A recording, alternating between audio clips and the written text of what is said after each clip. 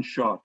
I believe he's right that the Republic, starting with Book 2, is very much a response to Callicles. But I also believe that the Callicles is a more serious, more profound text than the first book of the Republic. That is the discussion. And I'm not alone. In fact, there are people who believe that Plato's Republic is a unified text. They also believe that Callicles is more sophisticated than Thrasymachus. Yeah. They don't know what to do with it. My view is that it was written after Thrasymachus, but that's another story. So I think that it's worthwhile noting that Thrasymachus or Callicles raises a lot of issues that are taken up in the Republic. But then we have to look at the Republic from Book 2 on, not from Book 1. I think the mistake many people make, I think, is that Thrasymachus was written after Callicles, which is not the case. Well, you are not certain. It's your theory, right? The same as his. So. Everybody's is a theory. There is no hard, absolute truth. His is a theory. His is a theory. Mine is a theory, except mine is a better theory because it's more coherent. If you look at the two texts philosophically, you see that the discussion with Callicles is more sophisticated than the discussion with Thrasymachus. Well, it was on purpose. It was on purpose more sophisticated and more shallow with Thrasymachus, so it can continue with the Book 2 and on. If it was like Callicles, then they would stop discussing, as did in Gorgias, where he shut the door and left, and said he didn't shut the door. He stayed there. He stayed there just as much as Thrasymachus. He stayed there and said to Plato, "Just continue with your horseshit. Go on, talk. I'm here, but I'm not going to take it very seriously." Yeah. And we can discuss that. I mean, how seriously we take the Platonic or Socratic position against Callicles, that's another story. But I think the Calliclean position is superior to the Thrasymachus position. Well, maybe I don't know. I don't know when Todd will join us. Maybe some of you students might provide us as kind of a early review. What you have been reading. What is your reflection? Whether it has any meaningful thoughts, or is it at all unconnected to the present text, or what is your first take? And be frank. I mean, there is no reason. You are so in early stage of the Republic that you could have that puzzled view and reflection. So maybe some of you who are in either Rorty or Hannah Arendt or Nicola, or who is there from free. Well, Philip Lupsina has joined us, or even Lucas Iohannides, who is studying philosophy in Paris in a very prestigious school, and he might actually say a few words. But any of you would like to have your reflection so far?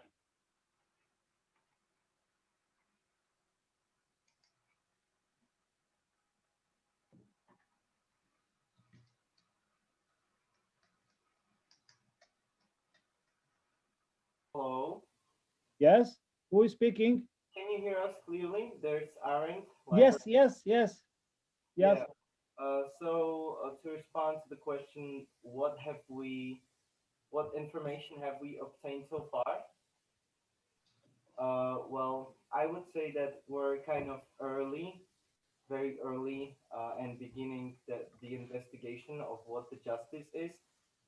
We already met with a lot of problems and dilemmas.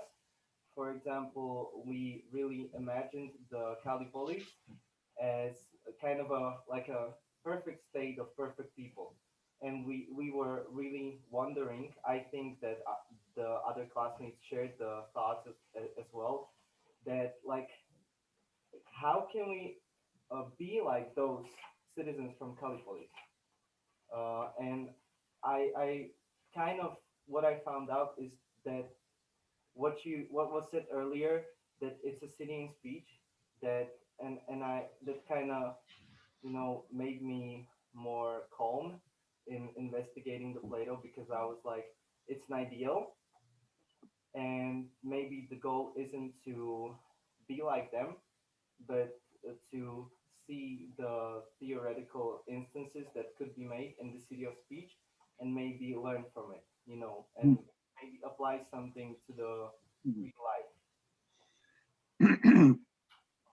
Well, my answer to that is, I imagine you're older than 10 years old. If you're older than 10 years old, you would be booted out of the city. So the question doesn't really apply. How do we fit into that city? We don't. Ordinary people don't. It's a philosopher's city. And as I said in my first lecture, it is absolutely useless at best, horrible at worst as political theory. I think people who accuse the Republic of being a proto-fascist document are right about the so-called Callipolis. If you take the Callipolis seriously politically, then you're a fascist, I think. Well, maybe to clarify what Bela said at the beginning, that you would be kicked out, it meaning that the children only up to 10 can remain there, because otherwise they are all spoiled. So he didn't mean anything personal, okay?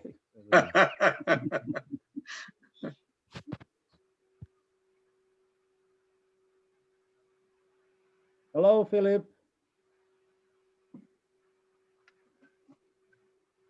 Hello, everyone. Hello, Philip. You studied, you read Republic with whom? Little bit with Professor Griffith, and then with Professor Novosad, and you, yeah, okay, Hector, okay. at the end of. Yeah, that was quite a tumultuous 5 weeks last year. Yes, but I am still remembering it and value it highly.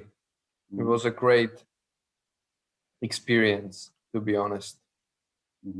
I think it's a text definitely to start with as a first year with philosophy, and it can, you know, be part of your study since the first experience coming back. Thanks. Well, maybe Fero Novosad, maybe you could respond to the very harsh take by Bela, because I'm sure the students will get calls view tomorrow and during the classes, or during discussion. Maybe your take on the ideal city and the Callipolis as a concept, as a design, as a political unit, or just city in speech. That should be kind of a reference point. So from my point of view, I think that Plato is more important by the questions he asks. His answer to his own questions are really dubitable, and I agree with Bela that Republic in some sense is a proto-fascist text. I don't say that, Pharaoh. That's not my claim. I'm saying that the middle books are proto-fascist. I hold on to the first books, and I think they're very useful, conservative, but very useful for us even, political theory. The middle books I call proto-fascist, not books 2 to 4.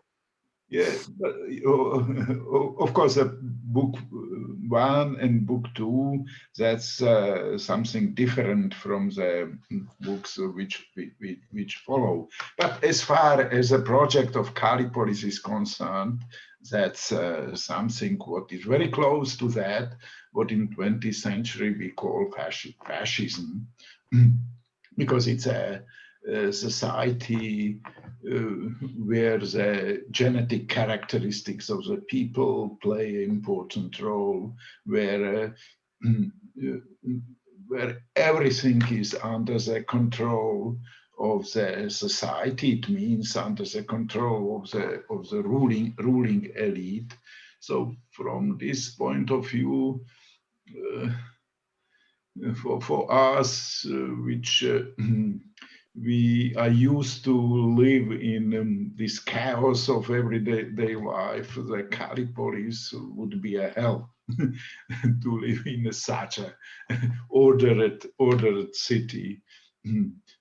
But nevertheless, the questions which are asked by Plato are important, and they are still the basic questions of the social theory, of the social philosophy. Mm-hmm. But Pharaoh, you don't want to make a distinction between what's called, I think quite rightly, the proto-republic Mm-hmm. and the so-called Calipolis.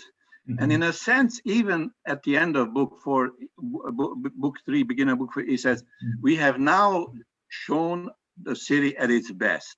Mm-hmm. So at one point, Plato thought that the discussion of the city, the description of the city in book 2 to 3, in the middle of 4, was the best city. And then he starts thinking about philosophy and what the city for philosophy, and that's when he gets off the rail, in my opinion.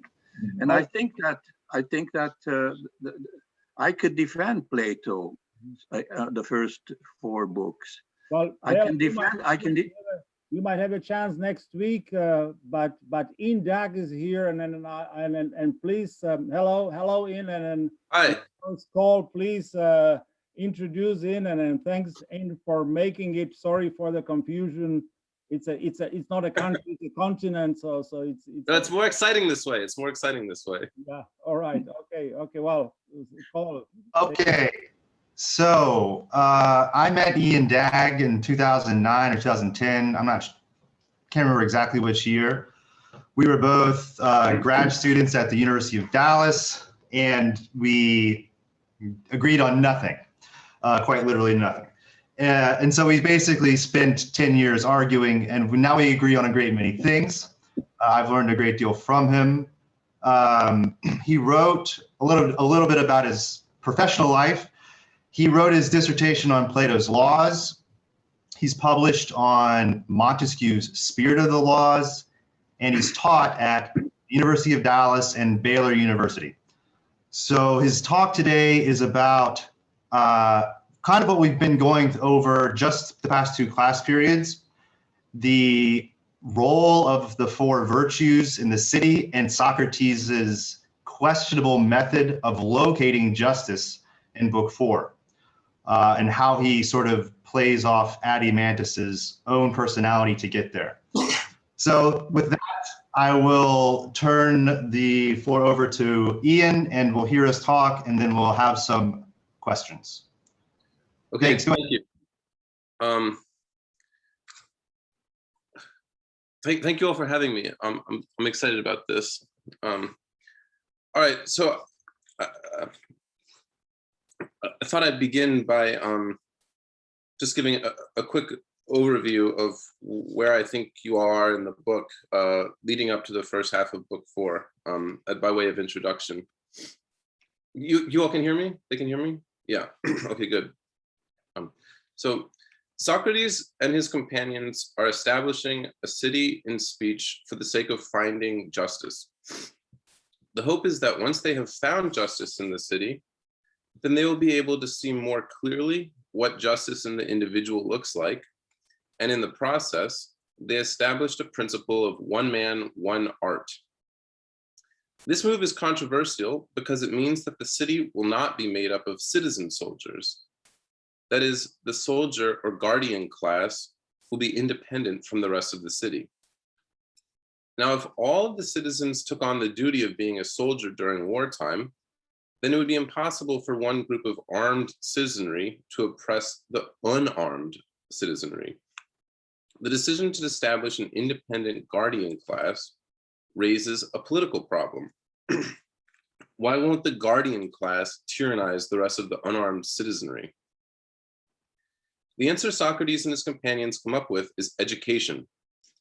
To this end, Book 3 of the Republic describes a rigorous gymnastic and musical education that the guardians will be provided to make them loyal to the city, as sheepdogs are loyal to a shepherd. This education culminates in a noble lie provided to all members of the city, establishing 2 things. First, The citizens were initially generated from the earth, blurring the distinction between nature or human beings in general and convention or this group of human beings, and incorporating Polemarchus's definition of justice, understood as harming enemies and helping friends by distinguishing us from them, according to territory. After uniting the city in this way, the second part of the noble lie divides the city according to classes, justifying the separation of citizens into different classes on account of metals mixed into the soul of each citizen by the god. Gold for the ruling guardians, silver for the auxiliary guardians or normal soldiers, and iron and bronze for farmers and craftsmen. If the noble lie is accepted, then the citizens will think that the unity of the city and the differences between the citizens is determined and sanctioned by the god, providing moral and intellectual support for the city and its structure. Now, this brings us to the first half of book 4, which is the subject of my talk. At this point, Adeimantus objects. However successful the noble lie is for the citizens of the city they have been describing in speech, Adeimantus and the rest of the interlocutors have not been raised in this city. Not being raised within the confines of the noble lie, Adeimantus is reasonably suspicious of the structure of the city. It is worth recalling that in an offhand remark at the beginning of book 2, Socrates had mentioned that both Glaucon and Adeimantus had distinguished themselves in the Battle of Megara. This is to say that Adeimantus is a skilled and honorable soldier who risked his own life for the city of Athens. Doesn't the city owe him something for not only serving it, but even risking his life on its behalf? Adeimantus's first objection, then, is a moral objection made as a soldier on behalf of the soldiers they have created in speech. He asked Socrates what his apology would be if someone pointed out that the soldiers or auxiliaries aren't properly compensated by the city.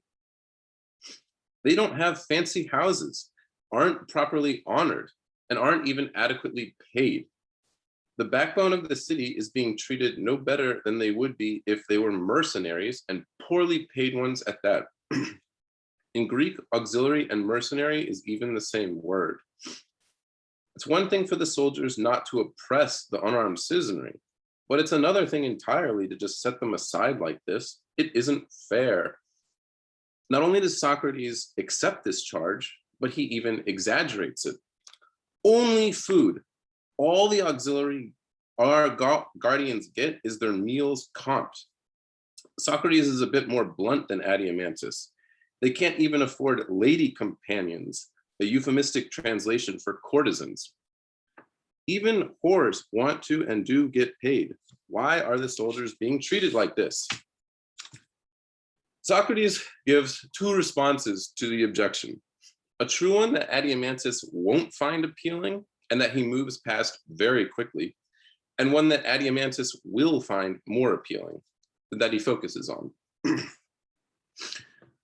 The true response is the single sentence that it wouldn't be surprising if these men, as they are also happiest. Socrates doesn't explain how this could be, and we're left to figure out what he means on our own. My suggestion is this. The objections that Adeimantus makes are those made by someone who lives in a feverish and morally decadent democracy.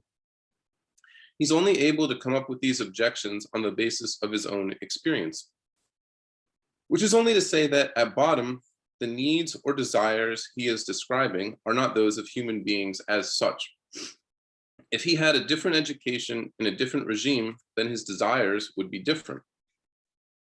The education provided to the auxiliary guardians leads them to have specific desires that are completely met by the city as it has been constructed. They aren't honor lovers dependent on others for their happiness. With the exception of needing their food and housing provided for them, they are self-sufficient.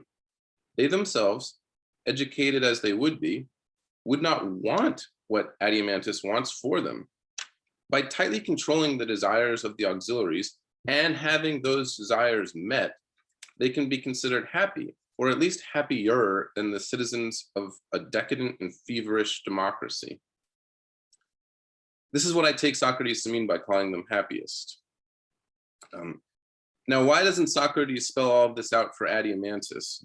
Or if the answer is something different actually, then why doesn't he spell that out for Adeimantus? It's possible that educated as he has been and having the character that he does have, Adeimantus would not be persuaded. But I think more importantly, the response that Socrates does provide for him appeals to his sense of the noble. Socrates says that even if the soldiers aren't happy, that can't be his or Adeimantus's primary concern, because they are concerned with the happiness of the city as a whole. Now, this implies in turn that the happiness of the city is distinct from the happiness of the individual, and at least raises the question of whether justice and happiness are compatible. If the individuals within the happy city aren't happy, but are just, then is justice still defensible? Isn't Socrates' task, or wasn't Socrates' task, to defend the happiness of the just individual? What makes Socrates' answer not only acceptable, but also appealing to someone like Adeimantus? When Socrates claims that the happiness of the soldiers has to be subordinate to the happiness of the city, not only does Adeimantus drop his objection, but he tells Socrates, "You seem to me to speak finely." Socrates speaks kalon, that is, nobly. Once the situation is framed in terms of sacrifice, as distinct from goods normally understood, Adeimantus not only agrees that this is acceptable, but he strongly approves.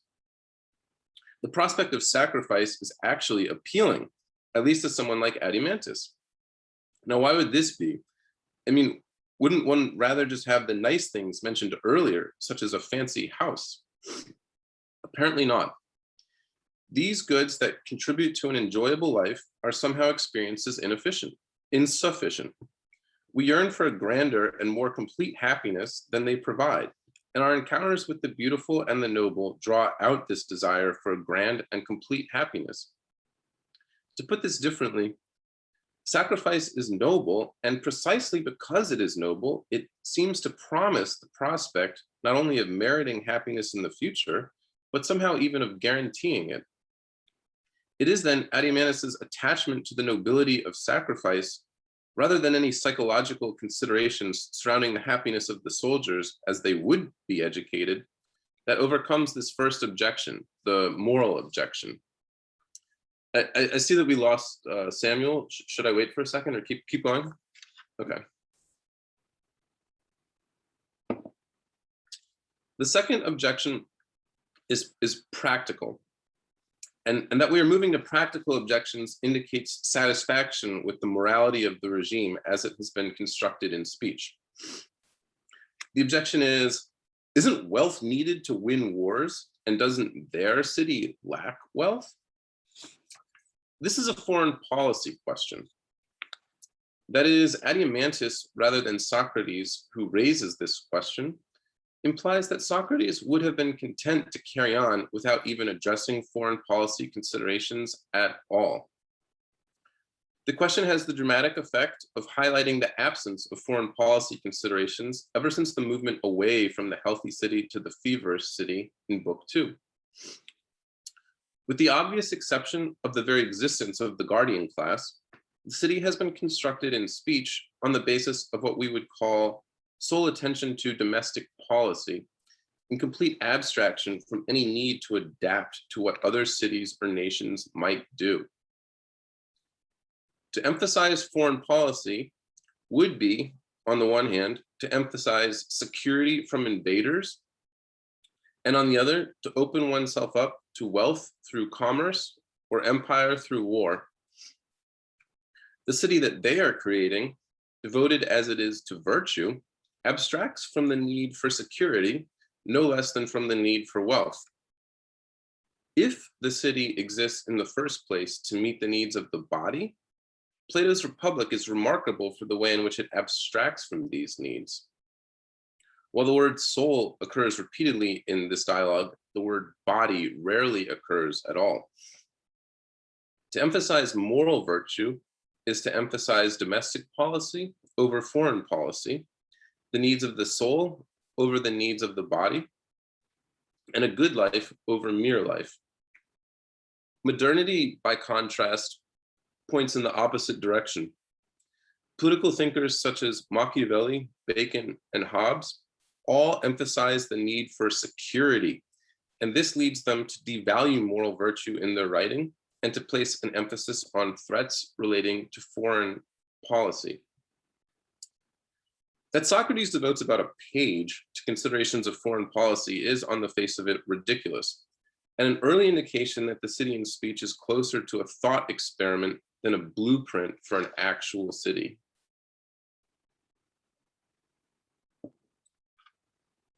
The response that Socrates makes to the objection itself is first that they will ally with any city.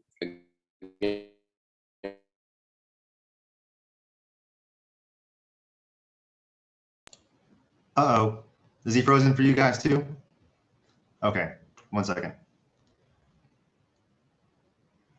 Objection that the city they would have aided would itself become too powerful.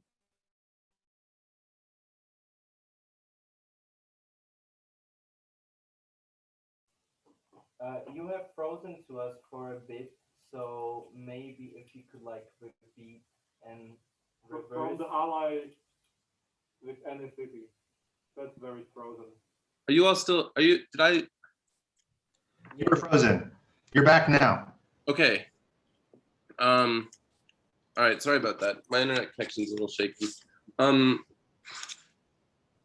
Where did I lose you all? Did you all hear Machiavelli, Bacon, and Hobbes? Yes.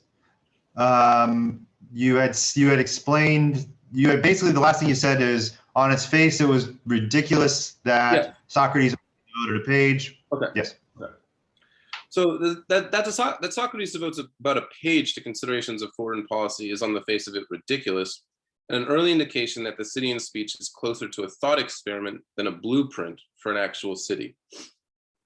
The response that Socrates makes to the objection itself is first that they will ally with any city against any other city that attacks them and give that ally all of the loot, which is to say that their city in speech would end up becoming the unpaid mercenaries of a variety of different cities.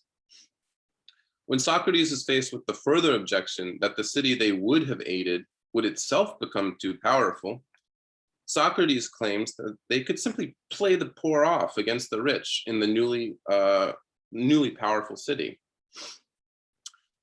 One reason not to be persuaded by this response to the objection is that Socrates could have suggested playing the poor off against the rich in the first place, if he had thought that that was more persuasive than the idea of seeking allies. This is just to say that neither strategy is really all that persuasive.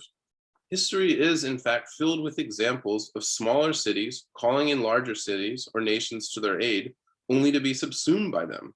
And for example, this is how Rome operated. Socrates even draws attention to the problems of their foreign policy by suggesting that their own city may be so small as to have only 1,000 defenders and would be adequate to defeat 2 to 3 times that number. This only makes one wonder how they could survive against an army 4 to 5 times, to say nothing of 10 or 100 times as large, which could plausibly come up against them. It seems clear enough that the city would in fact be destroyed by a swarming nation or a competent federation determined to expand territorially. If we are indeed to think that not only are the objections I am making sound, but also that Plato wants the reader to make these objections, then why does Adeimantus stop at this point? Why does he find Socrates' suggestions persuasive or not even ask further questions? When Socrates asks him if he does have any further objections, he swears an oath. No, by Zeus. This passionate response is telling. Part of him, a part that I suggest he suppresses, must be aware that they have not sufficiently dealt with the problem of foreign policy. That he appeals to the highest God precisely at this point implies that the city would indeed need the aid of something like Zeus to survive at the international level. Why Adeimantus breaks off precisely at the moment in which he invokes Zeus is only another example of the power that the noble, the beautiful, the just, and moral virtue seem to promise. The just city devoted to virtue could be thought to be the holy city, and one may therefore expect the highest God, under the presumption or hope that he supports justice, to take an interest in the fate of such a city. Just as Adeimantus was willing to overlook the apparently bad situation of the guardians on the grounds of the nobility of the sacrifice they were asked to make, so he accepts a solution to foreign policy problems on inadequate grounds, precisely with an appeal to Zeus. To put this differently, the situation for everyone is as follows. We have all experienced something beautiful or noble, and we have all experienced the promise that the beautiful and the just hold out of some overwhelmingly good experience or state that could be achieved if only we listen to this promise and act on it. However, we've also all experienced the shortcomings of this promise. For example, a smaller city that to all appearances is just is ripped to pieces by a larger expansionist nation. What then is the status of the promise held out by the just, the noble, the beautiful, and moral virtue in general? Do these things, or those who listen to their promise, receive cosmic support of some kind or not? I suggest that whatever Adeimantus may say, something along this line of thinking is at bottom what allows him to dismiss the problem he raised as sufficiently answered with an oath. Socrates seems to indicate as much when he suggests that in the name of the gods, they won't have to write down every single custom or law as long as their citizens are guided by their education, and a god grants them the preservation of their laws. Socrates, in passing, acts as though their city will be successful and stable as long as it has the support of the gods. That Socrates himself does not rely on such support is indicated by his cavalier attitude towards the actual religion of their city. At this point, he claims that they have completely narrated the legislation of their city, but also that it remains for the Apollo at Delphi, or as he also says, an ancestral interpreter. Or as he also says, the God who sits in the middle of the earth and delivers interpretations to ancestral interpreters. It's up to that, or some combination of that, to establish temples, sacrifices, burial procedures, and everything else related to the sacred.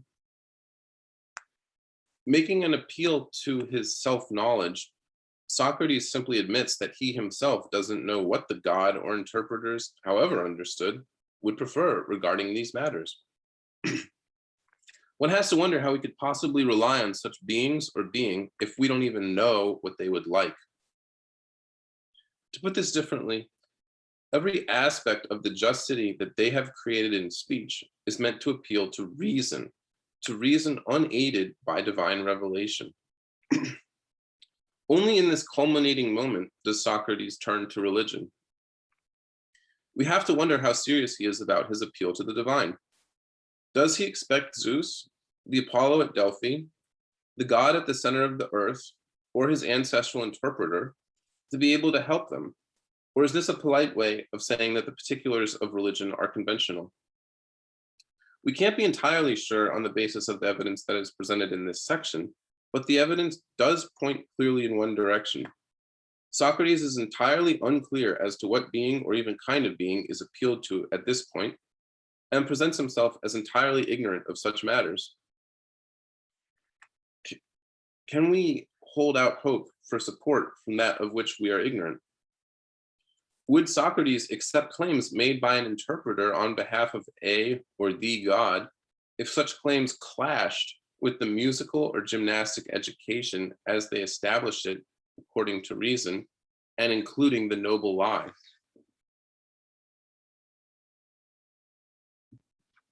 are such appeals only another aspect of the noble lie? That is, just as Socrates presents a noble lie to the citizens in the city they create in speech, is his reliance on the noble and the divine to smooth out wrinkles itself a kind of noble lie to Adeimantus and the group? To put this differently, it is at this point that, having created the city in speech, they turn to an investigation of where justice is located within it. And the procedure that they follow will be that of isolating justice by finding the other virtues within the city, within the other city first, namely wisdom, courage, and moderation, which is to say that they do not include piety as a virtue to be isolated and found in their investigation of justice. Now, in one sense, the process of searching for justice is quite straightforward. Wisdom is found in the smallest group, the ruling guardians, courage in the soldiers or auxiliary guardians, and the virtue most proper to the largest group, the artisans, is moderation. Justice then comes to sight as each group minding its own business, while a unity of opinion is maintained throughout the whole city. This, of course, implies that there are some virtues that need not and cannot be held by every member of the city. The stress test for this principle is moderation. It isn't immediately clear whether everyone in the city needs to be moderate for the city to be moderate, or only the artisans. However, it is clear enough that everyone needs to be just for the city to be just.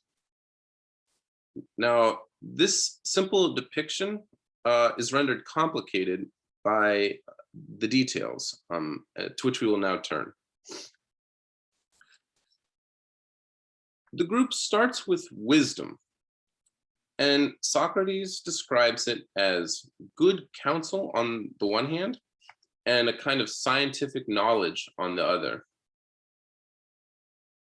Socrates asks whether this knowledge of good counsel is carpentry or farming.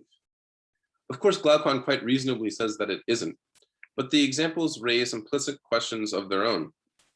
Would such knowledge be precise and more or less completely within the control of human beings, such as carpentry? Or would it have to rely on and work with natural conditions that are essentially out of our control, such as farming? But then are we not being too hasty when we accept, as Glaucon does accept, Socrates' claim that good counsel is a kind of knowledge at all? Socrates himself says that something about wisdom in the city looks atopos, strange or without place. Furthermore, when he claims that the city is wise, he makes sure to qualify his statement by affirming that it is only his opinion. Why does he do this? Why not state with authority and certainty that the city they have created is wise and its wisdom is obviously located in the ruling class, when in fact Socrates only claims that according to nature, this is where wisdom in the city would be found if it were to be found as it seems? Why does Socrates waver on this issue to the extent that he does?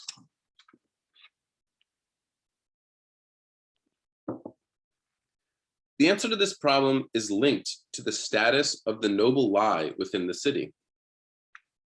When initially presented, Socrates had spoken of the rulers' convictions rather than their knowledge, and had explicitly stated that in the best case, the rulers themselves would be persuaded by the noble lie. So are they? In the best case scenario, they would be persuaded by a lie. But how then can we say that they are wise when they have mistaken opinions about the cosmos, the city's place in the cosmos, and think they have knowledge when they only have opinion? Or if it is a subpar situation and the rulers aren't fooled by the noble lie, then can we still claim that the city is a unity? Socrates doesn't care to address these concerns. By operating as though they are in, or could be in, the best case scenario, Socrates shows that he is perfectly happy to allow the group to conflate wisdom or knowledge with opinion, in the same way that one could say the city would prefer the citizen to conflate wisdom with opinion. What the city considers wisdom is at best a noble lie. By acting as he does, Socrates presents us wisdom according to the city and demonstrates a shocking lack of concern for precision here. That he is not concerned about precision here will become even clearer when we turn to moderation. However, before we turn to moderation, we need to consider courage, where it is made more clear that Socrates is reducing the virtues to their political expressions.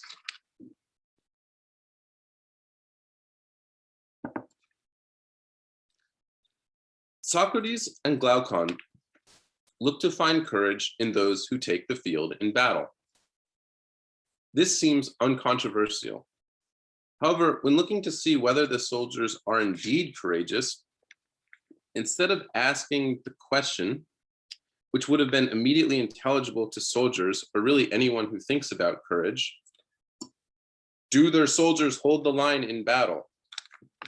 Socrates instead asks if they call courage a power that through everything will preserve the opinion about which things are terrible, and that these are the same things and the same sort as those the lawgiver passed along in the education.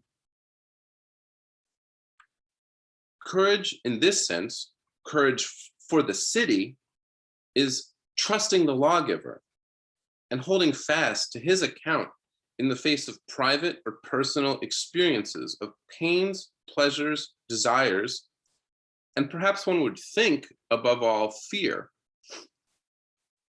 The soldiers are definitely under the influence of the noble lie, and Socrates acknowledges that this kind of courage is the power and preservation through everything of the right and lawful opinion about what is terrible and what is not. The soldiers have no knowledge of what is truly terrible and what not. Following the image that Socrates uses to clarify things for Glaucon, the soldiers are like cloth that has to be prepared beforehand, and only after much preparation can it even be dyed. Without such preparation, the dye would simply wash out. The image and Socrates' explanation for it are a bit strange, because the twofold process of dyeing, the twofold process of dyeing cloth means that there are two steps to accepting the lawful opinion about what is terrible. It means that the education in gymnastic and music is distinct from the lawful opinion about what is terrible itself. Preparation in gymnastic and music put the soldiers in the right frame of mind to receive the law about the terrible. Education in music and gymnastic is not that law itself. It's also worth observing that pleasure is said to pose a greater risk to the preparation sticking than pain, desire, or an obvious contender, fear. I mean, we're talking about courage, so fear. Why not fear? Why is pleasure? Why would pleasure pose a greater risk than fear to acceptance of the lawful opinion about the terrible? The lawful opinion about the terrible is that it is worse to flee battle and save one's own life than it is to die in battle for the city. One might think that as the prospect of one's own death came closer and closer, one would become more and more afraid until, due to fear of painful death, the dye of lawful opinion would wash away. It is hard to say why pleasure is more effective at removing lawful opinion. Perhaps it has to do with a regained sense of independence. Both pain and pleasure can only affect the individual as an individual and are radically private. However, while suffering is just as private as feeling pleasure, suffering would likely be experienced as on behalf of the city and therefore alleviated by the pleasure of the noble, which would not threaten the lawful opinion of the city. Pleasure, by contrast, is hard to think of as for the sake of the city. It is private but it also calls to mind that one is an individual and not a mere part of the city. And this feeling of independence is itself pleasant. The feeling of independence is in fact so pleasant that breaking the law for no other reason than to show even only to oneself that one is not governed by the law is a temptation for many and a spur to illegality. That the private feeling of any pleasure can call to mind one's independence from the city would certainly be a grave threat to any education or law that claimed or demanded total devotion to the city. Once Socrates has clarified his definition of courage with the image of cloth being dyed, Glaucon immediately accepts it as courage, only for Socrates to backtrack and explain that what they have described is political courage, which is to say merely political courage. And this is more easy to understand than the tensions among wisdom in the city. If the philosopher is ever to understand the whole, then he will have to place the education and laws of his city in limbo as he makes his own investigation. Political courage and philosophic courage are in fact at odds with each other, although Socrates makes no effort to explain or even name any other type of courage than the political. In fact, the pleasant feeling of independence may even be a spur to philosophy for some.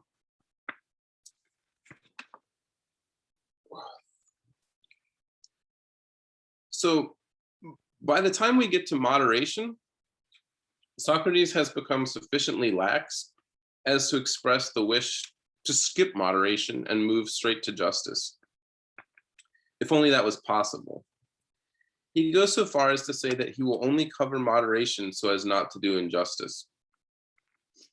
Moderation, according to Socrates, is surely a certain kind of order and mastery of certain pleasures and desires, as men say when they say that someone is stronger than himself. Socrates' emphasis on pleasures and desires, presumably surrounding eating, drinking, and sexual activity, while an uncontroversial depiction of moderation, only reminds us how strange it was when Socrates discussed pleasure under courage. Pleasure seems to be within the governance of both courage and moderation, and this might make us wonder how strict these divisions actually are or can be. Which is to say that these oddities all point to philosophic investigation away from the task at hand and toward the question of the unity of virtue. Socrates is lax out of a desire to keep Glaucon and the rest focused on the task of finding justice, but he leaves philosophic hooks as spurs to future thought for those inclined to be caught in wonder at them. In this way, he encourages the development of those capable of philosophy, while directing those incapable of philosophy towards a political or salutary understanding of justice. One could say that he does his duty to justice in the city, while not forgetting about those who are closer in nature to himself.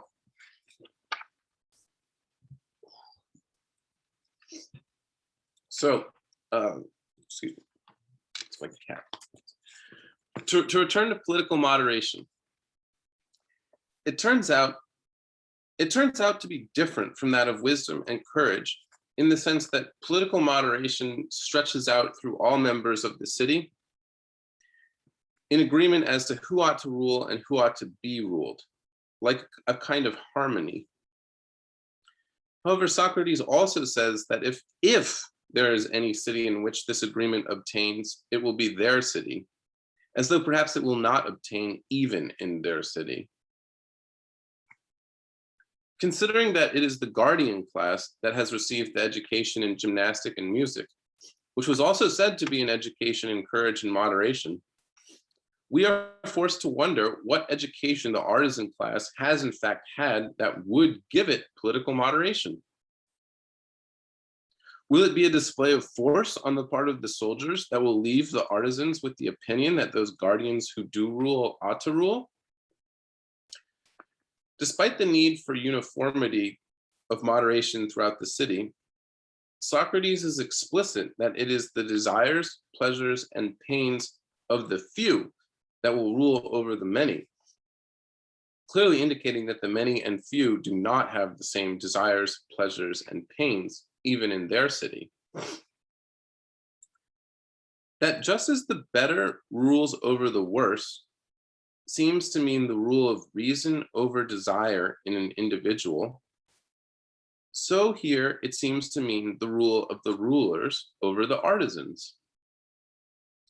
The image makes us wonder about the status of the soldiers and prepares us for the teaching later on in Book 4 that spiritedness in the individual can serve reason or desire and is in order only when it serves reason.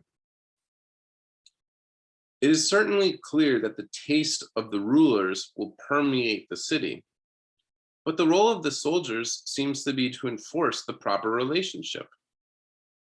There is nothing in the text to preclude the use of displays of force or even beatings from the soldiers against the artisans to keep them in line. There is no need for consent when reason is backed by force. But again, this is an expression of political moderation. We only catch sight of philosophic moderation if we consider Socrates' silence or near silence on the existence of philosophic variations of the political virtues.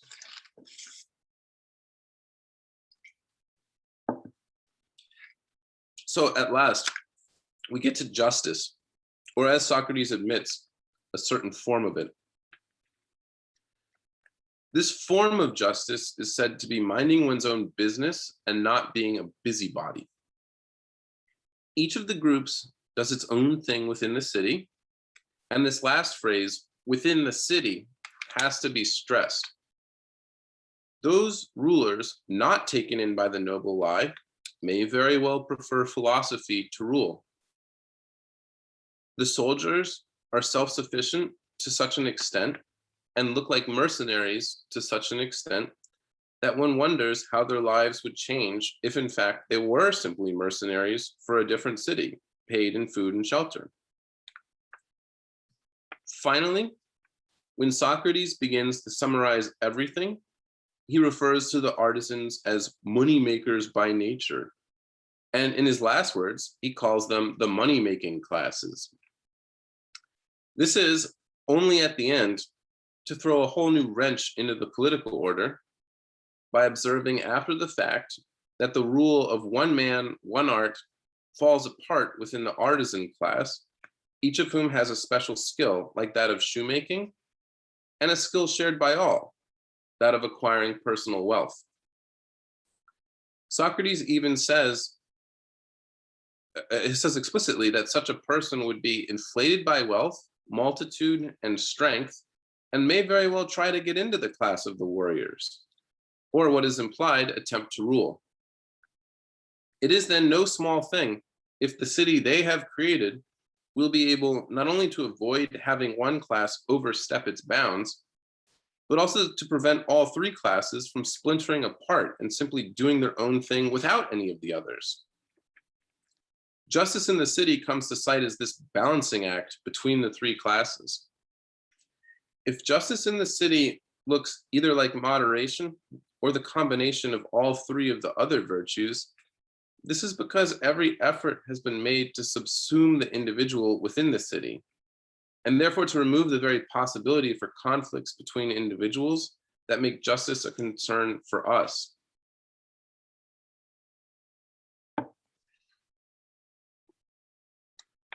The perfect justice in the self-sufficient city and speech makes the need for justice itself seem superfluous. The price we pay for perfect justice is abstraction from the individual as an individual, from what is most his own, that is, his body, and the essentially private erotic desires associated with the body. The perfect justice of the good city and speech, then, shows the limitations of the political and points in the direction of the trans-political, which at its peak may very well be philosophy.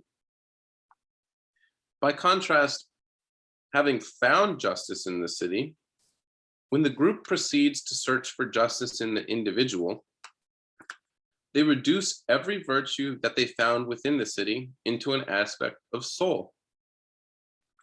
The moneymakers, soldiers, and rulers of the city correspond to desire, spiritedness, and reason in the individual,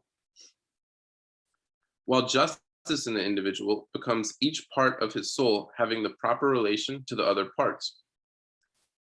This means, however, that an individual is only truly just if he has properly cultivated all three parts, and in particular, if he has properly cultivated reason.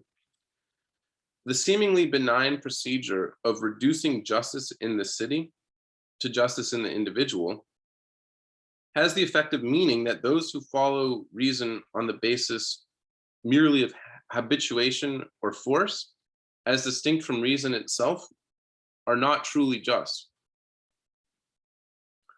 Once we realize that it is the philosopher who has properly cultivated reason, we see the implication is that non-philosophers are not truly just.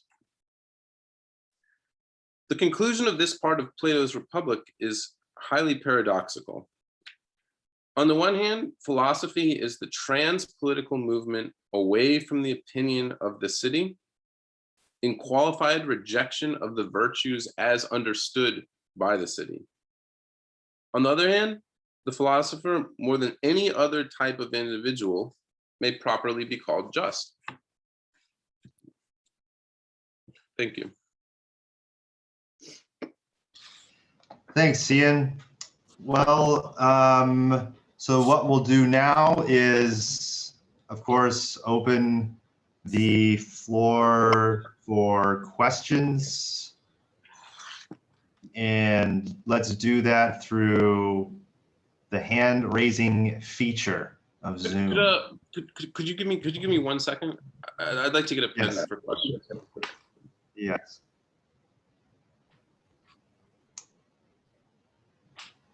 One second has passed. Oh, but I'm back. Okay.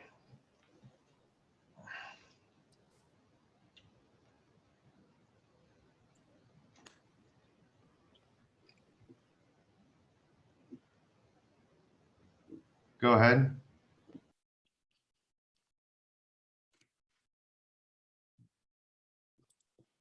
Wait. It's muted? Are you trying Who's muted? Am I muted or are you muted? No, you're fine. Oh. Bella, you're muted.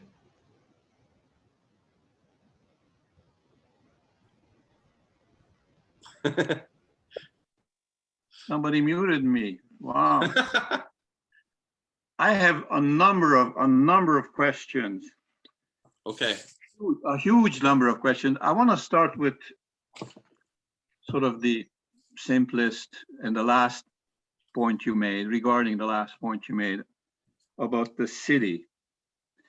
I'm a little bit uneasy about your reference to the city, because you seem to be referring to the city as the actual city, as it is for them at the time. Whereas I think that when Socrates or Plato talks about the city, he's talking about a possible city. I mean, he says we need cities because we need many things, but we rely on others. And then he structures the city, the first city, the healthy city.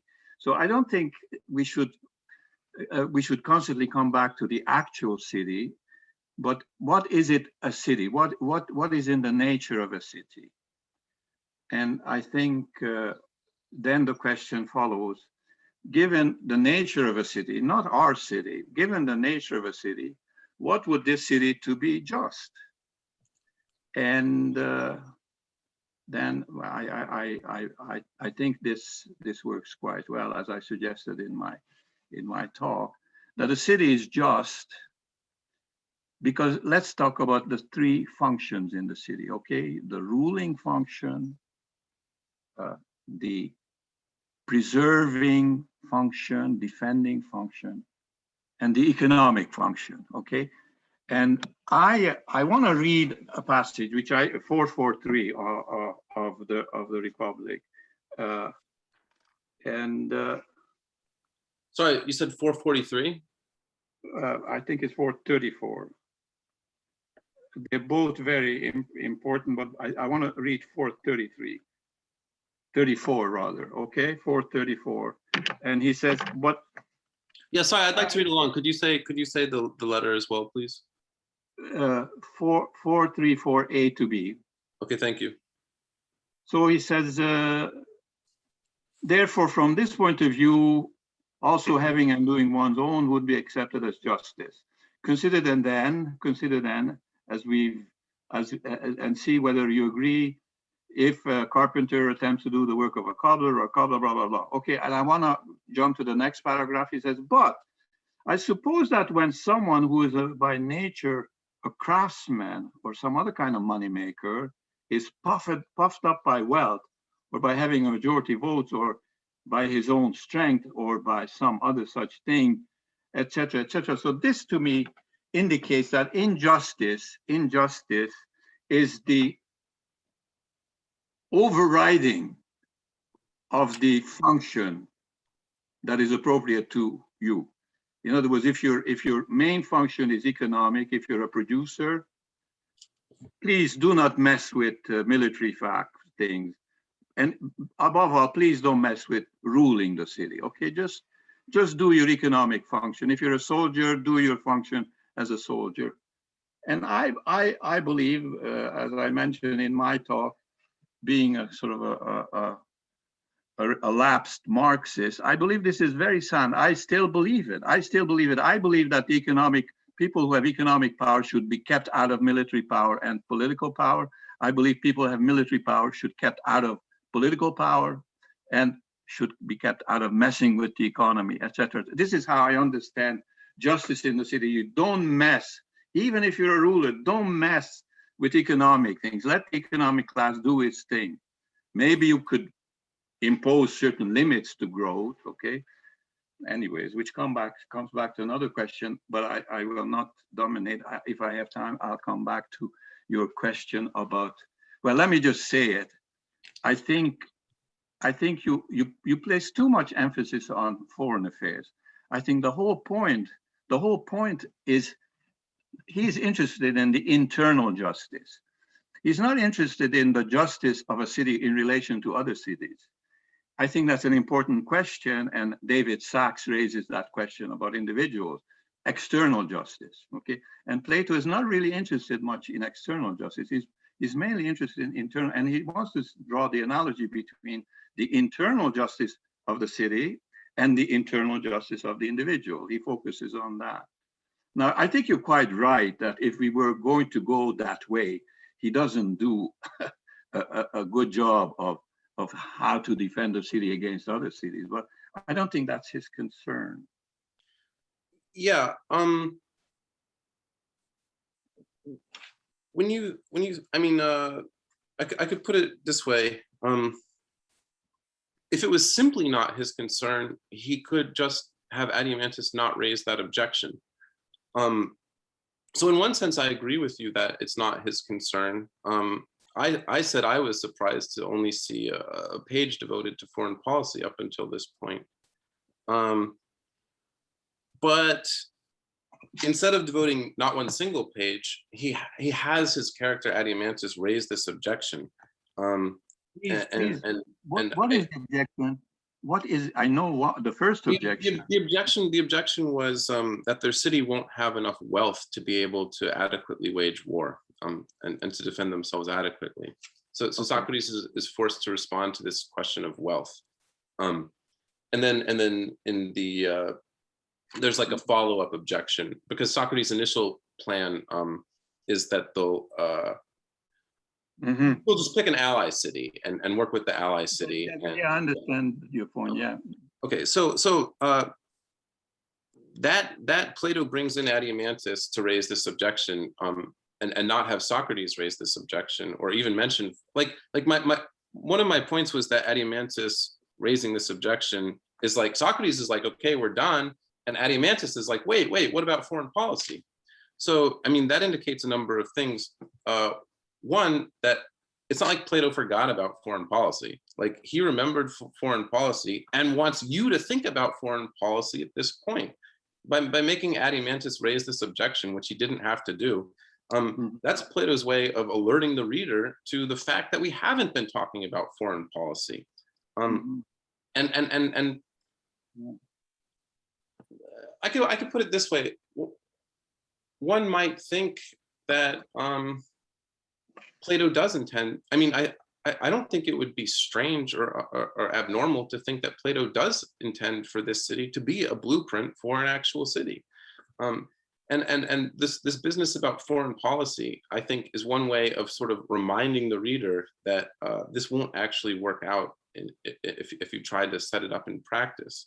And two, the second thing is that by bringing in foreign policy, you know, only to essentially say, I'm not talking about foreign policy, or I'm not concerned about foreign policy, it's like a jolt to your, it's like a jolt to you in the sense of, you're like, wait a second, he hasn't been talking about foreign policy. So what would it be like if he was talking about foreign policy? What would we have to do if we were to take foreign policy seriously? And then if you start to think about what you would have to do to make foreign policy serious, to take foreign policy seriously, you'd realize that you have to have a much greater emphasis on security than is actually done, and that it's a very deliberate move. So when you realize that you'd have to focus more on security, you'd have to say, what internal conditions would you have to incorporate or encourage in the citizens to be able to focus on security in this way? And it's easier to think about this now for us because we have the benefit of being able to read the moderns, which is why I made that comment that I made about Machiavelli, Bacon, and Hobbes, which is just that other political philosophers do very deliberately move to foreign policy, and so we see. Yeah. So Ian, can I say something? Don't you think that what is in the background in this particular episode is the conflict between Sparta and Athens? And don't you think that if we're looking at from Plato's point of view, he says, let's look at Athens, look at what wealth, look at what the pursuit of wealth, and look at what wealth did to Athens' security. And I mean, you cannot have both. You cannot have both a harmonious city that is just internally and one that is aggressive in the search of wealth. I mean, I think he says that you have to have a proper balance of military power and economic power, no excess in either way. But I don't see what more can you say about that issue, especially if your main concern is not justice externally, but internally. And justice externally is foreign policy. Justice how you treat people is not justice internally, it's justice internally. And that's a question that David Sachs raises, that Plato doesn't really address the question of how internal justice implies external justice. So that's a general question. And my answer to that is Plato is just not interested in that. He's interested in internal justice. That's what he wants to push. Let the student go. Yeah.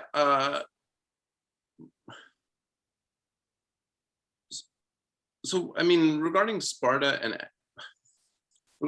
Athens, of course, many Athenians admired Spartans and the Spartan military order and way of life, and the city and the republic seems to be, or could seem to be, a kind of super Sparta, you could say, even more Spartan than the Spartans.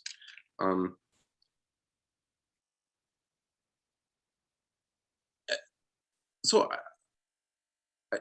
I think, like a sort of quick reading of it, it encourages a kind of political moderation in this way. It's like, isn't the city in the Republic admirable in the way that one might think Spartans are admirable? And so it's I do think a reading of the Republic could tone down someone's desire to accumulate a bunch of wealth or to expand territorially. Mm-hmm. Okay. But there, I want to, BISLA Rorty Room has a question, so I want to get there. This, you guys can go on this later or something, but BISLA Rorty Room, you have a question. Yes, can you hear us? yes. Yeah, so I just wanted to ask you, Mr. Dagg, to elaborate on you were saying that the establishment one person, one craft crumbles in artisan class, I think you said. Yes. And I didn't understand completely how you meant it, so. Okay, sure.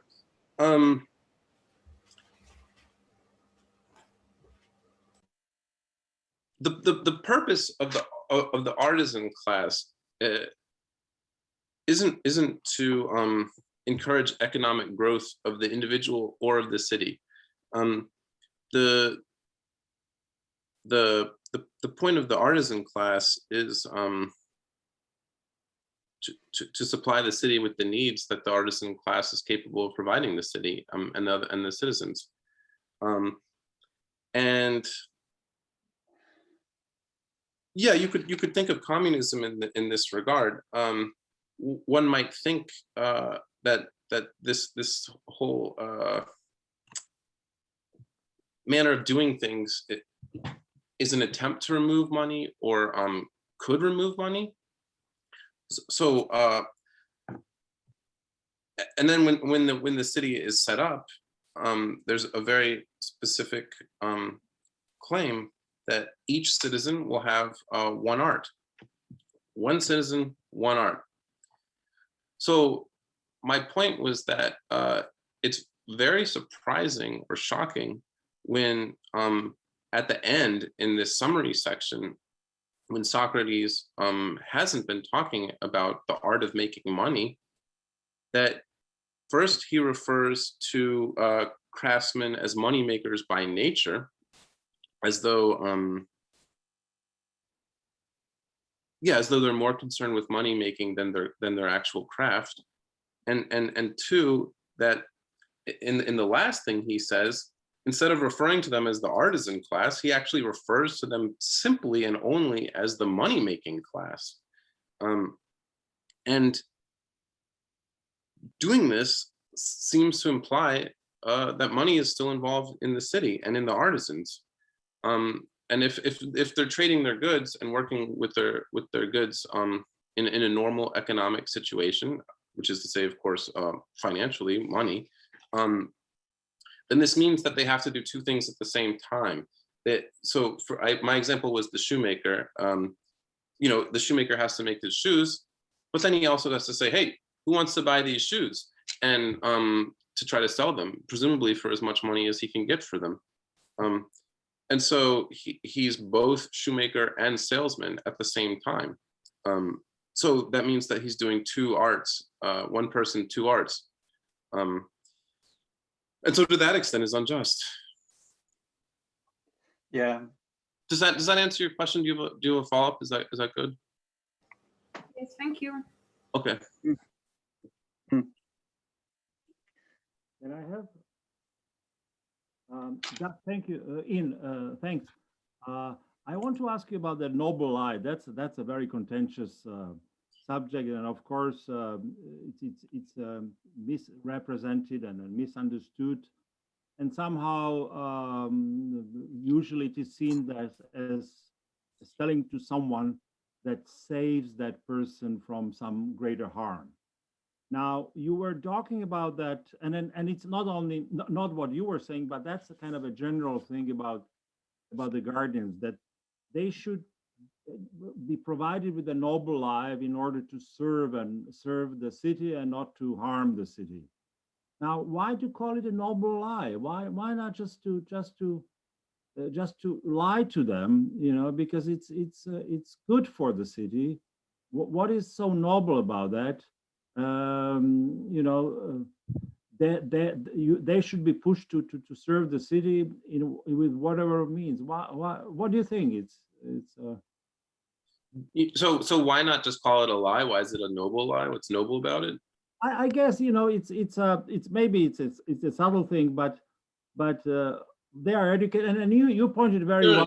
well that you know, if they are so smart and educated, well, they shouldn't be fooled by a noble lie. They really have to be lied, you know, like even a smart person can be lied to if the lie is good enough. Yeah. Socrates says in the best case scenario, they'll be taken in by it, as though he himself is uncertain whether someone capable of ruling would in fact be capable of being taken in by the noble lie. But why is it noble? I think, as distinct from a lie, is that well, one could very easily be cynical about the ruling class. I think one could very easily be cynical about the ruling class and think that the ruling class lies to normal citizens, or lies to normal citizens all the time, even. And so one wonders or asks, why do they do that? And again, a cynical, but I think kind of realistic as well, is that for their own sake, not for the sake of the political organization as a whole, but for their own sake, to make their own lives better in some fashion, usually perhaps the accumulation of wealth. So this lie would be noble because it would genuinely be for the sake of the city as a whole, and not for the sake of the ruling class as just the ruling class, in distinction from the city. I think that's why it's noble, yes. Thank you, thanks. Well, may I say something, Cole? I think the obvious distinction is between noble and ignoble lie, and you put your finger on it at the end. I have a different view about the noble lie than most people do. I think of noble lie as both necessary and salutary, and I'm saying all societies have their noble lies. We call them ideologies. I don't mean political ideologies. I mean ideologies, those little glues that keep us together, that tell us things in simple ways that only very specialized, knowledgeable people know for sure. But you raised a very, to me, troubling question for me. The question you raised is troubling for me, which is that why should the rulers be told this noble lie? I mean, it's who is going to tell who? But my feeling is that what is at issue here is the distinction between nature and convention, which is to say, you rulers have been educated this way by the city, and you may think that you are who you are simply by convention, by fiat. But I want to let you know that you are what you are by nature. And I think the noble lie is saying, on the basis of what Plato thinks is scientific knowledge, and at his time it was probably reasonable to think that it's scientific knowledge, that people are these different types, that they have these different natures. And Plato is saying that what you are by convention in this society, the place you have in convention, is in fact a reflection of what you are by nature. And that's true for the rulers as much as it is true for average citizens. And I think I would put the emphasis on this distinction between nature and convention, you know? Right. So, I mean, it seems clear enough to me that Plato thought certain things that were, how should I say this? The noble lie very deliberately conflates nature and convention, which is to say that in the first half of the noble lie, where the citizens originally rise out of the ground, and therefore are by nature or naturally connected to their own territory. That's the conflation So, okay, so it's a lie. So that's not how it works. And so there's something conventional about our ownership of the territory. Wouldn't it be great if it was natural, and then it was very clear who would have a just claim to the land? Wouldn't that be great? Why do you put the emphasis so on if you territory? Why so do if you you- put the if- emphasis on territory? It has nothing to do with territory. It has It to has do with everything your to do with territory. psychological nature. It's No, what no, you yeah. are psychologically. No, look, I'll read a passage. Yeah, let's do it. I have it here too. When Yeah. the job had been completely finished, then the earth, which is their mother, sent them up. And now, as though the land they are in were a mother and nurse, they must plan for and defend it if anyone attacks. And they must think of the other citizens as brothers and born of the earth. You see, all of the citizens rise out of the earth, and it's like that territory is their territory because they've risen out of it, and they have to protect it from everybody else. So the land belongs to them, and it doesn't belong to them just by convention or just because they happen to be there or have the biggest guns. It's there by nature. Like the earth itself wants them to have that territory. So again, that's not the case. That's not how things actually are. But I don't know. that you can tell someone that if they could believe it, then they would be all the more attached to their territory, even more attached to their territory. And the claim of justice would be more straightforwardly obvious. Like, yes, it would be more obvious. And then the flip side of this is that the second half of the noble lie does the reverse. And I mean by that, in the first half, you take what's conventional and give a noble lie and say it's natural. And then in the second half, you take what's natural and actually say that it's conventional in a way. And what I mean by that is that Plato, I mean, I would agree with you to this extent that Plato does think people are naturally different, that some people are just born well, the most, to really put a knife to the issue, some are smarter than others by nature. Some have a greater capacity for reason than others by nature. They have different inclinations too, different inclination. That's important. That Yeah, they have different desires too. And so this second half takes these natural differences and says there's like cosmic purpose to it. The God infused minerals into the soul of the citizen, and that means that these natural differences are deliberately on the part of a being that presumably is more just and wiser than human beings are, and more purposeful than human beings are, and so that solidifies the justice of the divisions. Or supports the justice of the divisions. But don't you think that this has to do with the Cronus myth? The Cronus myth repeatedly says that they were the earthborn, that people in the age of Cronus were earthborn versus in the age of Zeus, where they are born from other human beings. So I think again, it's talking about the earthborn is not something novel to Plato. It's not something new. It's an age-old myth. He puts a spin on it by mixing in the metals. I think that's the difference. But this thing of being earthborn has not, to my mind, much to do with territoriality. How do you say that? I mean, he made that like they rise out of the earth and they have to protect it.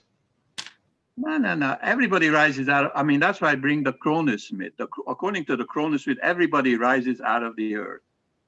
This is an old Phoenician myth, or we could say the old. Yes, but it is an old one. And many people, not just Greeks, have this myth where they're I can't pronounce the word autonomous. What, Cole, help me out here. Autochthonous. Autochthonous. Thank you. Autochthonous. Yes. Many people have this myth.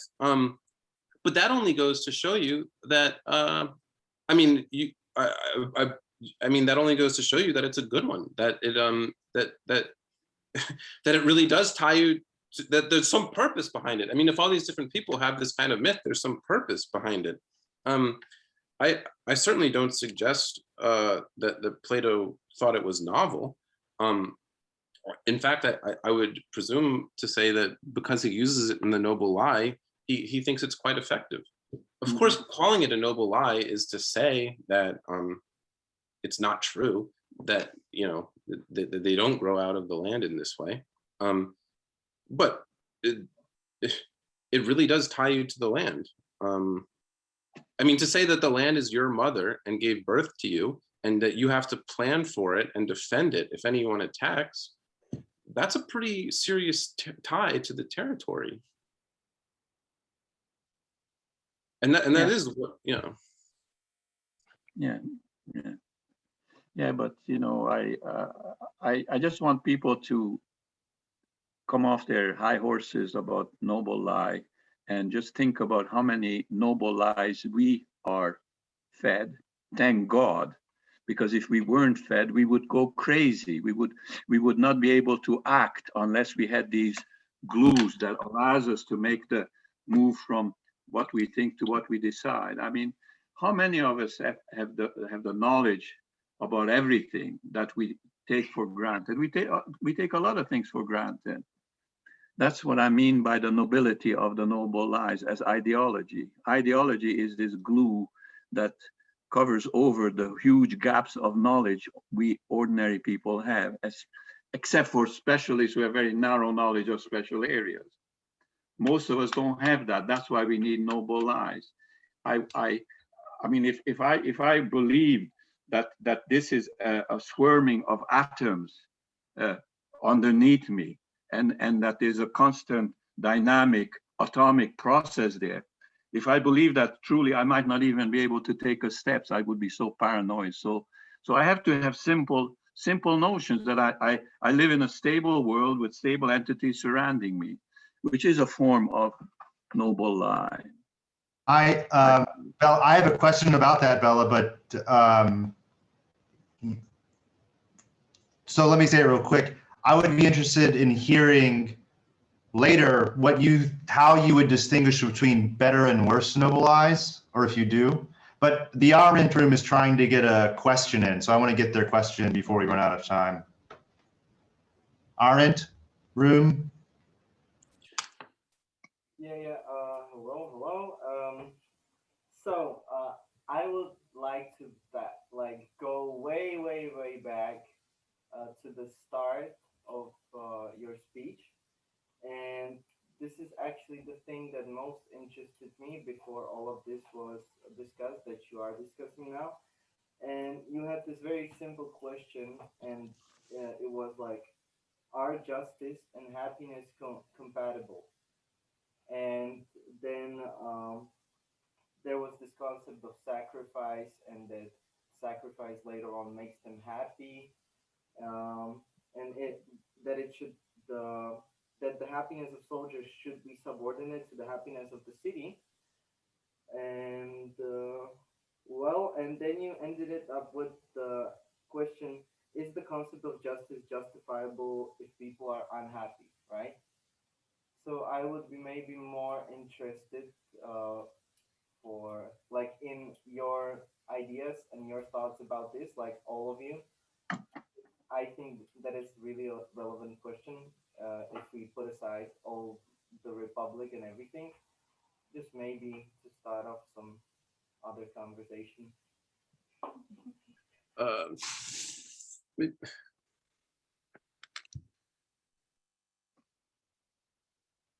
Well, I'll say what I think about the Republic. I mean, because I think the indication is perhaps not. Honestly, I think perhaps not. Socrates is tasked from the very get-go. I mean, even right when he has this task, he says as much that he's not going to be able to do it, but that I think that the holy demands it, that he give it a shot. basically, I think Socrates, just from the very beginning, has said that this isn't going to work out. And you know, Glaucon, I mean, the brothers, they set up this sort of like horror case scenario where this person, you know, is just and is tortured to death after his family's been slaughtered. Say that person's happy. And Socrates is like, I can't say that person's happy, okay? And this bit about sacrificing, yeah, I was trying to draw out our experiences of the noble, and draw out attention within the city, because I think the textual evidence is that you know, there is this qualification that the guardian class may actually be happier, and I said why I thought that was the case, but even to say that they're happier isn't necessarily to say that they're simply happy, and more importantly is the actual question, and you could say the same about the artisans, of course. I went so far as to suggest that moderation in the city actually looked like a healthy amount of force. I mean, if you're getting whacked, can you be said to be happy? No, I think there's something about our experience of beautiful, of something beautiful, or something noble, and justice would be a subset of this, that promises a kind of happiness, and we don't experience it simply as delivering in this life. And there's two responses to that, I think, which moves in a sort of either cosmic natural religion direction or particular religion direction. I mean, and the argument for there would be something like, well, the beautiful or the just or the noble gives you this promise. Like, it doesn't make sense that the cosmic order would like give you this promise and then not deliver on it. And then I think the alternative would be just sort of sternly say, well, does it deliver on the promise?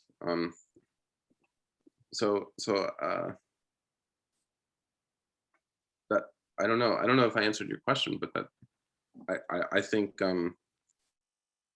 yeah, I think there's serious tension between justice and happiness, and I think that when you place a really strong emphasis on justice, that comes at the expense of happiness. So what this book does is it says, let's push justice as absolutely hard as you could. Perfect justice, what would that look like? And you see that what it would look like, and the individual is subsumed by the city, and you know, you might wonder if that's good, if you want to be subsumed by the city in this way, if that's desirable.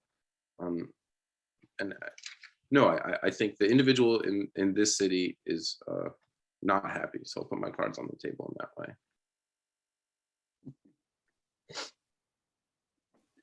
Okay, so could we say that now in the modern world, we could maybe, because for sure, I think justice is very, very, very, very important in this world, right? It's something we all try to find, but on the other hand, like we kind of never compare it with the happiness. Like, we're used to firstly getting our happiness before our justice. That's what I think is kind of more common in this world. And I was kind of interested that, you know, it was the first time that I really saw happiness. Okay. It's something not as, you know, common, you know? Yeah. So let me see if I understand what you're saying. So in Plato's Republic, the emphasis is on justice, and that seems to come at the expense of happiness. And so now you're asking about contemporary times, today, modernity. does that place an emphasis on happiness over justice? And then what about justice? Is that what you're asking? Something like that? Yep. Yeah, and I think that's a good point, and I think that's even deliberate on the part of the political philosophers that you might say are responsible for modernity. This goes back to my foreign, what I was saying about foreign policy, because when you place the emphasis on foreign policy, you place the emphasis on security. You need to accumulate the need to accumulate wealth, the need to defend yourself against others, the need for territorial expansion, if that is indeed a need. And I mean, this is what Machiavelli says. He says, you know, wouldn't it be great if we could all just live in our own cities the way that Sparta did and not territorially expand? And he's like, but guess what? Like, someone else is going to territorially expand, and then you're screwed. So you need to territorially expand, or you need to take care of yourself in this regard, or you need to form a confederation or something like that. And he, you know, Machiavelli's very name is synonymous with a sort of disregard of moral virtue, and in the name of security. So you know, like Hobbes and Locke emphasize the rights of the individual as opposed to the individual's responsibility to the group, or the rights of the group, or something like that.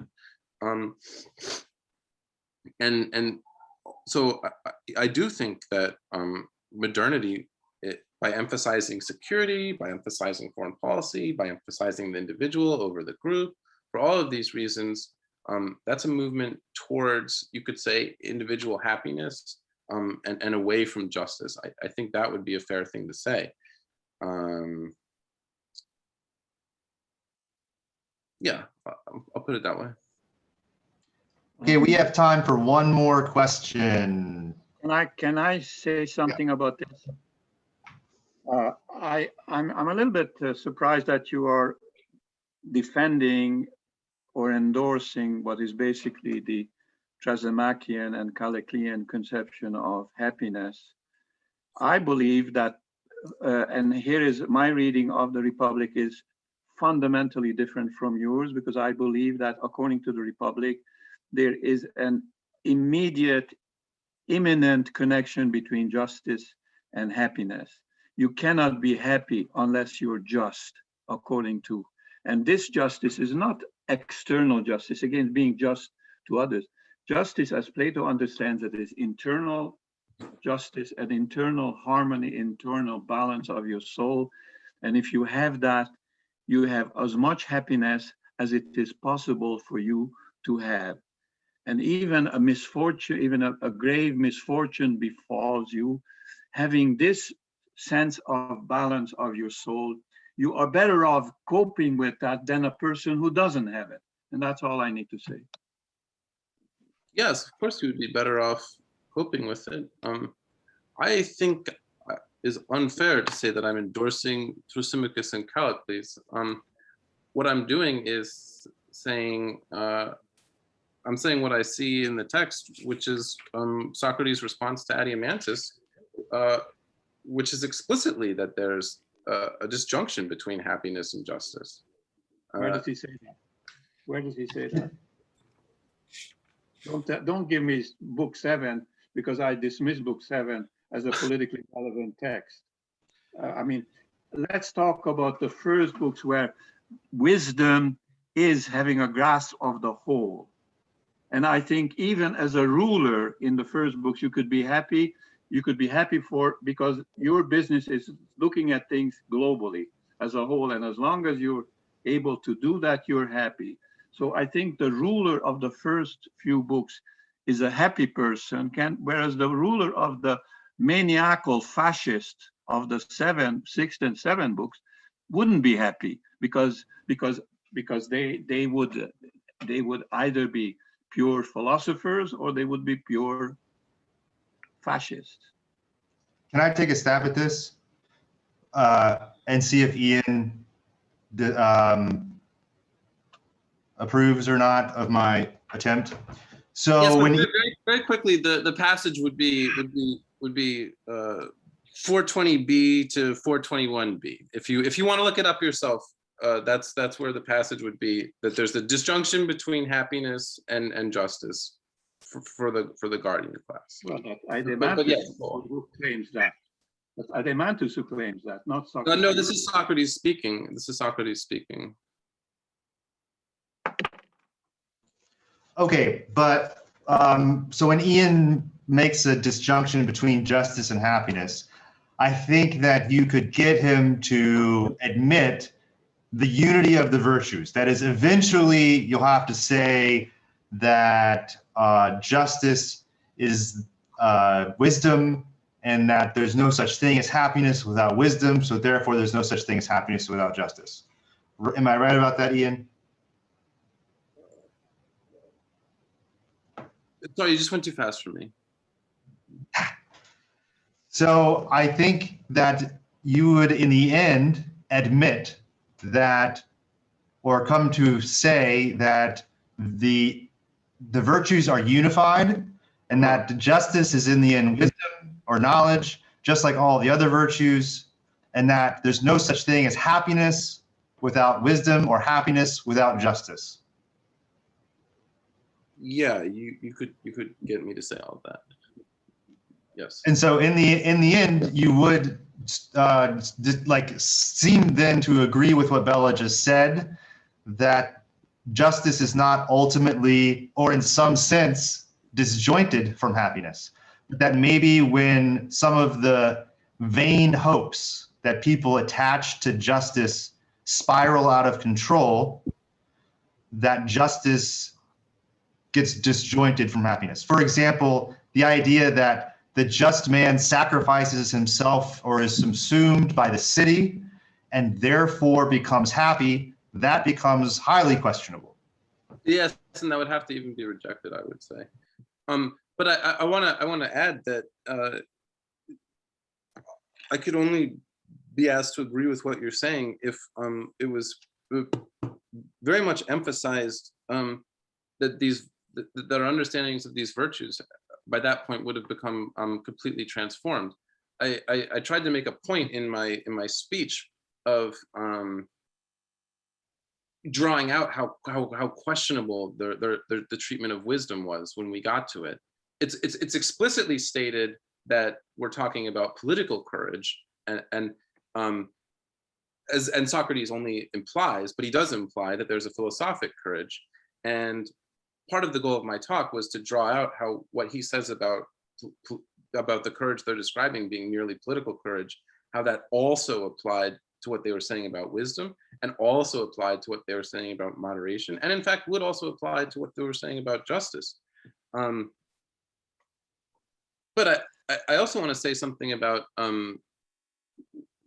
what I think Bella described as Plato's conception of internal justice, which is that it's absolutely true that after the virtues have been described in the city, that they are reduced to the virtues of the individual. But this is a very strange conception of justice, I have to say. It's a very strange conception of justice that is entirely internally localized, because the reason why we talk about justice at all in the first place is because of how we interact with other people and our dealings with other people.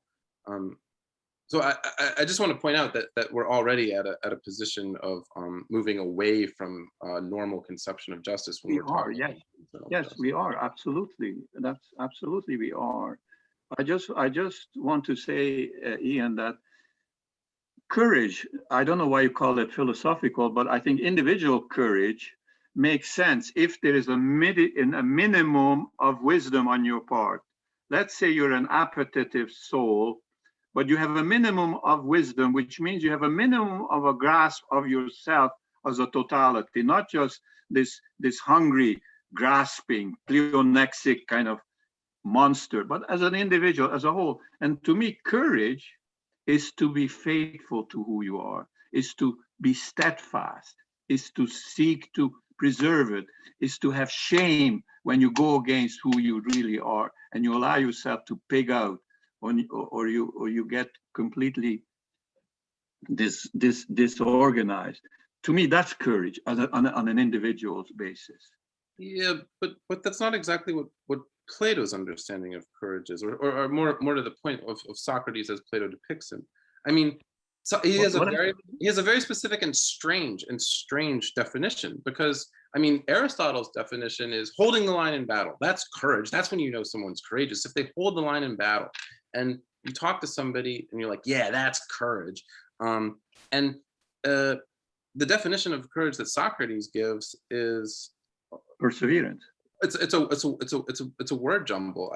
I don't even know if I can do it off the top of my head. I'd have to look back at the passage of my talk, but it's perseverance. Ian. Justice. I mean, courage is perseverance, steadfastness, to hold on to your tradition, to hold on to who you are, hold on to what your reason tells you about yourself.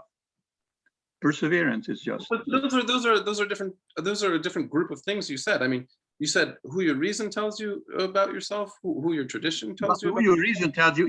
You hold on to steadfast to what your reason tells you something different. What your courage tells you. Your courage tells you that what my reason has told me I should hold on to. I should preserve that. I don't allow myself to be derailed by these useless pleasures and desires. Well, your tradition might tell you, frankly, your tradition might tell you something that's not true, and that there's a noble lie is part of that expression. So Socrates says, you know, I'm going to define courage as holding on to what the lawgiver tells me is terrible in the face of all of my personal experiences. Okay, so. And then he says, that's what courage is. And Glaucon says, yeah, I think you're right. And Socrates is like, well, wait a second, that's what political courage is. There's a better understanding, but we'll talk about that later. And then of course they never do. So you know, that's like, wait a second, hold on. Like, we have to think about that. What is this other thing that we don't actually get to talk about? And if you're saying courage or political courage, and so that's why I'm saying political individual courage.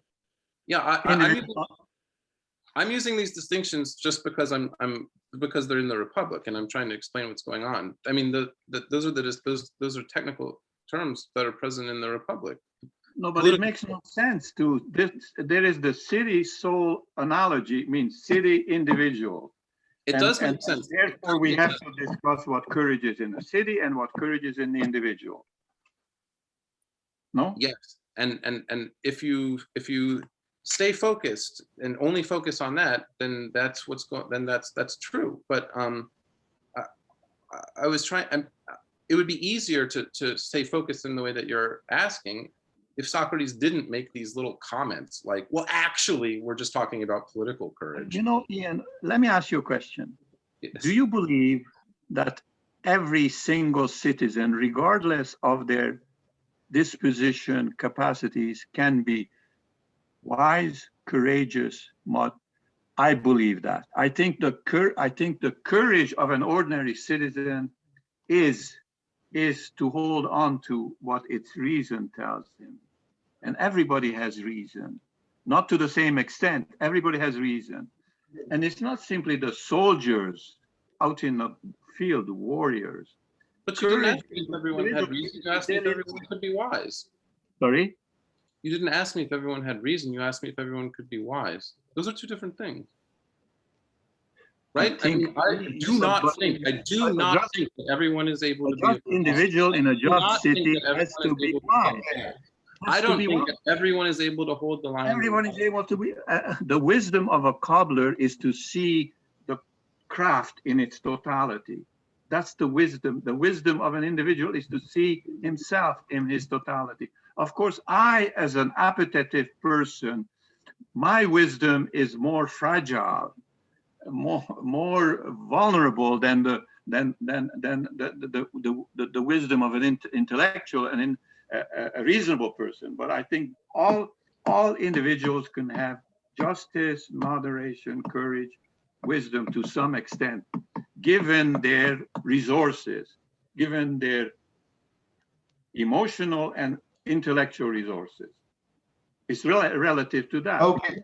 I want to say there are degrees of these virtues, but everyone has it to some degree. I mean, Plato says that Okay. clearly. Everyone has these faculties to some degree. Sorry. That's fine. You all are in America where it's not time to drink, but we are here in Slovakia where it is getting to that time. So I want to let Ian say his final piece, and then we will thank him and move forward. So drinking is more important than philosophy. That's what you said. Okay, we know. Well, just Well, I hope to, I'm joking.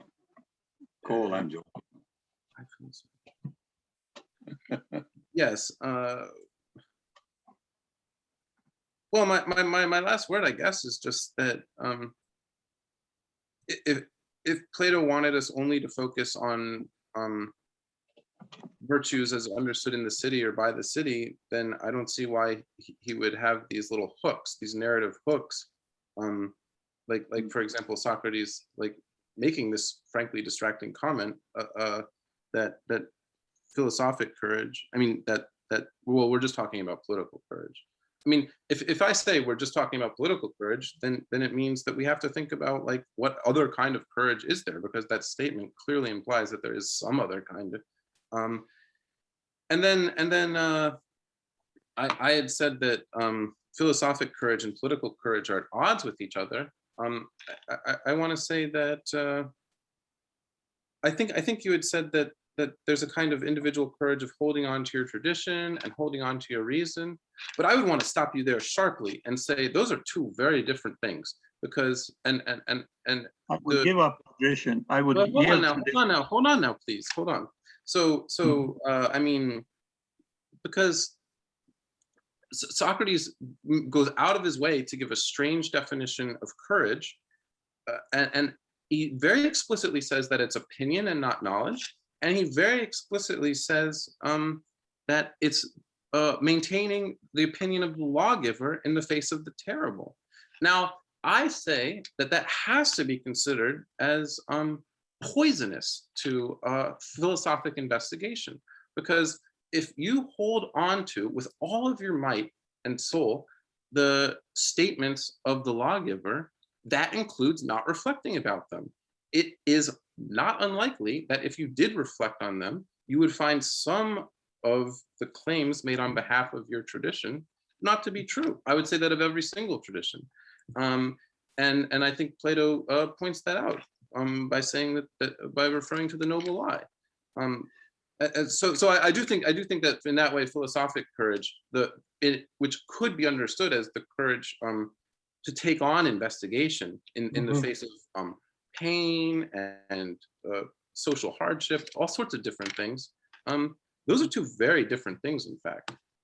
So I will give up my notion that your courage is listening tradition. I think you're right. But I want to say that just as it is the soldier's courage to listen to the ruler about what is fearsome and what is dangerous, I think it is the individual's courage to listen to what its reason tells him. Because don't forget, in the case of the individual, the ruler is his reason.